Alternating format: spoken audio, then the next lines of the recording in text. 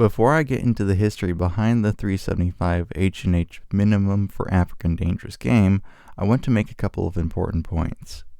Most people start off with the assumption that every law that involves dangerous animals is intended to protect humans. While this is a reasonable assumption, it is in fact wrong. The first example of this point is the law that was passed to prevent people from carrying firearms into the mountains where gorillas were. The reason for this law is because some people shot gorillas in self-defense, and others shot gorillas because they wanted to and just claimed self-defense. So lawmakers came to the conclusion that they should prohibit the carrying of firearms near the gorillas to protect them, and if you shot a gorilla in self-defense, you would be prosecuted for it. Obviously, this law puts gorilla life over human life, as a defenseless human could easily be killed by a gorilla. The second example I have is the law that was passed to prevent people from carrying any ranged weapon, including firearms, in a certain area in Africa. Again, the intent was to protect the wildlife from people. They could carry axes and spears for self-defense, but obviously these aren't the preferred weapons to have when a lion attacks you.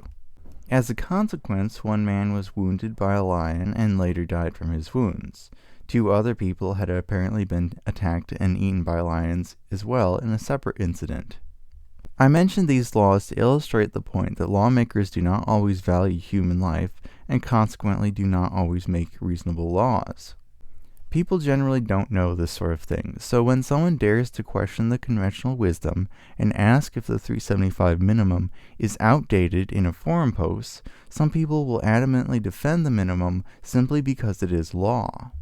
However, not every African country has a minimum caliber for dangerous game in the first place, and some countries choose to have a minimum of 9.3 millimeters instead. One person essentially says that questioning the 375 minimum is like reinventing the wheel.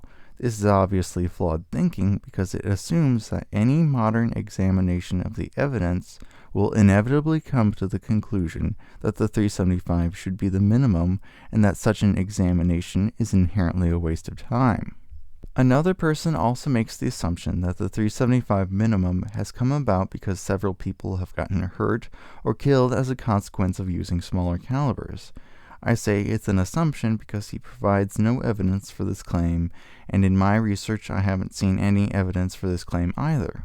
As far as I can tell, the first minimum caliber for African dangerous game came about in Kenya around 1955 as a result of the advice of the East African Professional Hunters Association. This minimum was not 375, but rather 400 caliber for most of the dangerous game. 375 could be used for eland and lion though. This raises some questions obviously. For example, if the original minimum caliber requirement was 400, why is it that so many countries adopted a 375 minimum? Part of the answer to this question is that the East Africa Professional Hunters Association based that minimum off of their beliefs and experience. If every country based their laws off the beliefs of the same group of professional hunters, then it likely would be that every country has a 400 caliber minimum. Craig Boddington also makes the strange statement that there is little legal precedent for the 375 to be the accepted minimum for dangerous game. I believe this statement is wrong because the amount of countries that have 375 minimum requirements outnumber the countries that have 9.3 millimeter requirements. Likewise, the first 375 minimum predates the first 9.3 millimeter requirement. Tanganyika seems to be the first country to adopt a 375 caliber minimum requirement for dangerous game. Although this minimum apparently didn't apply to leopard hunting, I'm unsure why this was the case. Regardless, I believe this law was passed sometime between 1960 and 1963. I say this because I've read many reports from the Tanganyika Game Department up to about 1960, and books mention that there is a minimum in place in 1963. Game Department reports list the changes to the law that were made each year, and this is an example of the 1958 list of changes. Unfortunately, I could not read the Game Department reports from 1961 to 1963 because they are not available anywhere that I know of. It's possible that they have copies in the Tanzanian National Archives, but it's not likely that I'm going to be going there anytime soon. So this leaves us in a situation where, since so much time has passed, that we have really no clear evidence why the original 375 minimum requirement was ever chosen in the first place. Since we can't find any reason for the original 375 requirement in Tanganyika, I want to talk about a more modern law. The minimum of 375 H&H or larger for dangerous game was first put in place for South Africa in 2009. When I look for news reports around that time, I can find no possible precipitating incident for this caliber requirement. For example, a hunter getting killed because he used an inadequate caliber. So it would stand to reason that South Africa adopted this specific minimum largely due to the conventional wisdom or prevalent belief that 375 should be the minimum. When we look at the specifics for South Africa's laws, we find that it is legal to hunt elephant, rhino, and hippo with a handgun as long as you have a 300-grain bullet and a 4-inch barrel. There is no rational explanation for such requirements because they do not guarantee any kind of success as written. A 4-inch barrel and a 300-grain bullet does not in any way guarantee that you will have enough penetration to make a frontal brain shot on a charging elephant. It seems to not prevent you from using expanding handgun ammunition on an elephant either. As a consequence, this law does not prevent people from dying due to inadequate weapon and ammunition selection. Hunting elephant with a handgun is a very specific and rare situation, so let's talk about more common situations. The law as written requires you to use either full metal jacket or monolithic ammunition to hunt buffalo because they are thick-skinned. This is obviously a bad law because it prevents you from doing the reasonable thing and using expanding ammunition for your first shot on the Cape buffalo. The reason for this first shot on the buffalo should always be an expanding bullet is because it does more damage, and because it is very likely that a non-expanding bullet will pass through the buffalo you shoot and wound a buffalo behind it. Wounding a second buffalo in this way is likely because buffalo are herd animals and they like to stay together. The consequence of such a wound on a second buffalo is likely that someone gets injured or killed. This law also requires you to use full metal jackets or monolithic solids to hunt crocodile with a rifle. Keep that in mind. One hunting organization in South Africa recommends that you use expanding ammunition for hunting crocodiles. Clearly, if expanding ammunition is so ineffective on crocs, as South Africa's law would suggest, then there would be no reason to use expanding ammunition. That same organization suggests you use at least a .338 caliber rifle for croc. It is quite clear, though, that large calibers are not needed for crocodiles, as we can point to a period of Tanganyika's history where there was no restrictions at all on crocodile hunting. This lack of restrictions led to a massive slaughter of crocs for their skins, including an instance where 2 Europeans shot 50 in 2 nights with a high-velocity .22 rifle. So we have demonstrated that the current law in South Africa is flawed, illogical, and seems to base its 375 minimum on conventional wisdom, and seemingly not directly based off of any specific real-world events in which hunters died due to inadequate caliber or bullet selection. Since we don't have a good reason for either Tanganyika or South Africa to choose 375 to be their minimum, why would it be the case that so many other countries chose 375 to be their minimum caliber? The answer to this question seems to be a point of contention. Some say that 375 became the minimum because British authorities were tired of sending home hunters who were killed because they used inadequate rifles on dangerous game. This author also says that in quick succession after the early 1950s, all of the colonies adopted minimum caliber laws. This point of view is mostly inaccurate as far as I can tell. The first 375 caliber minimum came about in the early 60s, and the requirements for the following countries also largely happened in the 60s. Another point of view is that the 375 H&H became widely used in a transition period after World War II, in which more and more hunters started using bolt-action 375s instead of heavy double-barreled rifles for dangerous game. Further thoughts from this point of view is that since the 375 had lighter recoil in comparison to the British double rifles that were very common before, this led to more accurate shooting and less wounded animals. This view states that since 375 H&H proved its effectiveness in this way, it became the standard to which other calibers were judged against, and consequently the minimum caliber requirements were based off the 375. However, I don't believe that either of these views give a totally adequate explanation. First of all, to put a minimum caliber requirement into law, you must first believe that that law is necessary to begin with. And if you do believe this, then it is a necessity to pick a caliber for your new law. So strictly speaking, minimum caliber requirements are always decided by lawmakers, and laws are inherently meant to control people. If the lawmakers of 5 different countries decide that 375 should be the minimum, that doesn't mean anything other than the fact that 5 different groups of people came to the same conclusion, and they happen to be the ones who are writing the laws. If we have 4 other countries that come to the conclusion that there needs to be no caliber or energy requirement for dangerous game, that doesn't mean that their lawmakers are wrong, because they are technically in the minority. People should not assign special meaning to the fact that 5 different countries want you to use 375s for dangerous game. To take the average of opinions and conclude that 375 is a good minimum is not particularly helpful in my view. The average of opinions regarding minimum calibers does not give you a really informative view or any reason why that caliber should be used over smaller ones. What it does do is give you an idea of the popularity of that minimum cartridge because it came to the point where it was used enough that other cartridges are now judged against it.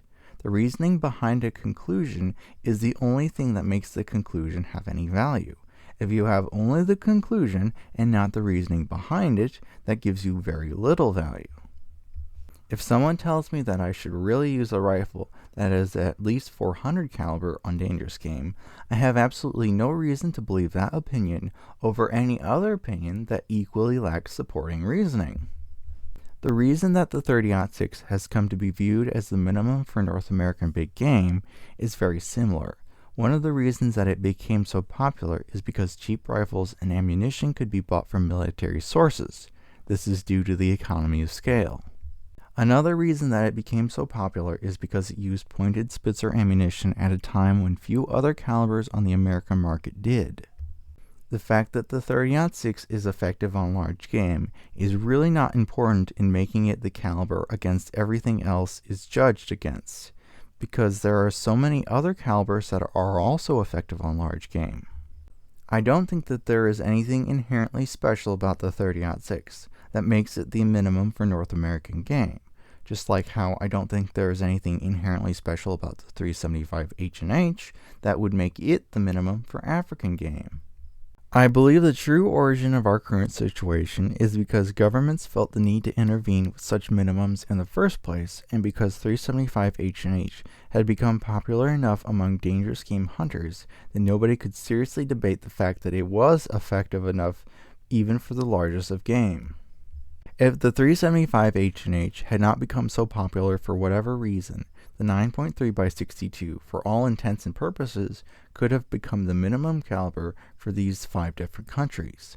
Likewise, if these 5 different countries had not decided that they needed a minimum caliber in the first place, then we wouldn't be having this discussion.